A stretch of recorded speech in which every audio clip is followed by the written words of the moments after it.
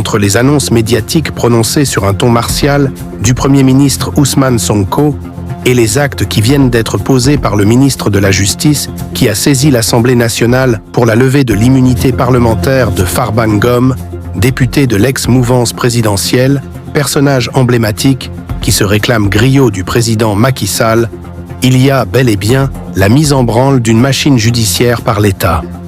On pouvait penser qu'avec la mise sur pied de la Haute Cour de justice, ce seraient des ministres qui ouvriraient le bal judiciaire. Mais que nenni, c'est Farba Ngom qui est choisi, voire ciblé. Ce choix bizarre, il n'a jamais exercé aucune fonction étatique, n'a jamais été fonctionnaire.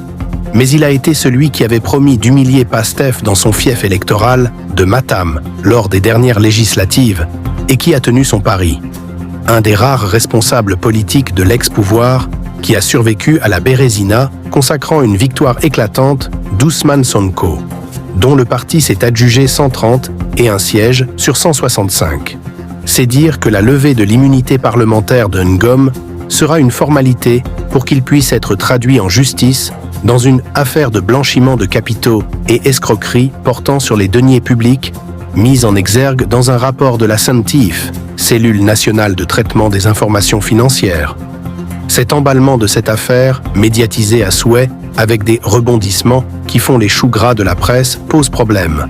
Et des juristes respectés, comme le magistrat Hamidou Dème, qui a eu maille à partir avec l'ex-régime, sonnent l'alerte sur les dangers d'une justice manipulée. Oui, à la reddition des comptes et à un traitement judiciaire impartial de toutes les affaires, non à la manipulation et à une justice des vainqueurs qui va polluer la scène publique, avec des conséquences imprévisibles. Ce qui pose problème, d'ores et déjà, ce sont les déclarations intempestives de Sonko, qui tonnent sur le carnage financier, semblant porter les habits de procureur, de juge, voire d'inquisiteur en chef. C'est son nouveau cheval de bataille, en oubliant son rôle de chef de gouvernement, qui doit agir pour stopper les pirogues des jeunes désespérés qui, par vagues ininterrompues, défient l'océan pour rallier Barça ou l'au-delà et meurent par centaines.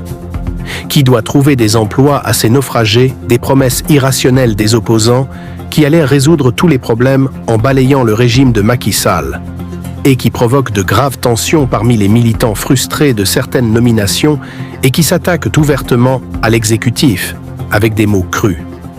Le pouvoir se résume-t-il à un partage des postes et du gâteau, à faire espérer les uns et les autres en attendant la récupération des milliards fantasmés que les procès à grand spectacle vont faire vomir aux suppliciés? Attention, gagner par des scores soviétiques ne donne pas le droit, dans une démocratie, d'organiser des procès soviétiques comme ceux tristement célèbres du régime stalinien. De toutes les façons, cela n'a aucune chance d'aboutir au Sénégal, où la justice est un pouvoir, et les juges, dans leur immense majorité, des hommes et des femmes intègres, qui sont conscients du poids de leurs responsabilités vis-à-vis du peuple au nom de qui la justice est rendue.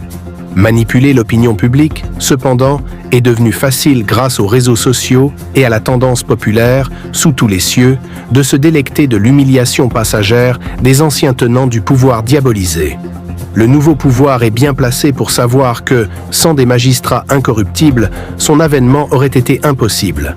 Et c'est pourquoi la candidature de Diomaye Faye a été validée et qu'il a pu sortir de prison, battre campagne et s'imposer. Démocratiquement. On comprend que, face aux difficultés de gouverner et de satisfaire la demande populaire, baisse des prix des denrées de première nécessité, de l'électricité, des loyers, hausse des prix des arachides, etc. L'ancien chemin des accusations spectaculaires et cette fois-ci, avec des informations accessibles grâce à la machine étatique, soit encore balisé. Il y a comme un fantasme, voire une névrose, du chiffre milliard qui hante le sommeil de certains ex-opposants. Pourquoi d'ailleurs ne publie-t-on pas le patrimoine de tous les membres de l'exécutif? Et pendant qu'on y est, toutes leurs transactions de ces 10 dernières années? Transparence pour transparence? L'évident est que la transparence absolue est une fiction. Contrôler, oui, de l'entrée à la sortie du gouvernement.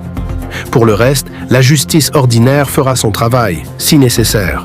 Le Sénégal, modèle de démocratie, n'a pas besoin de se balafrer le visage pour assouvir une vengeance de vainqueurs rancuniers. La seule victoire politique devrait suffire pour éviter de tirer sur les ambulances. Mais la chasse aux sorcières est irrationnelle. Elle est toxique et empoisonne aussi bien les inquisiteurs que leurs victimes.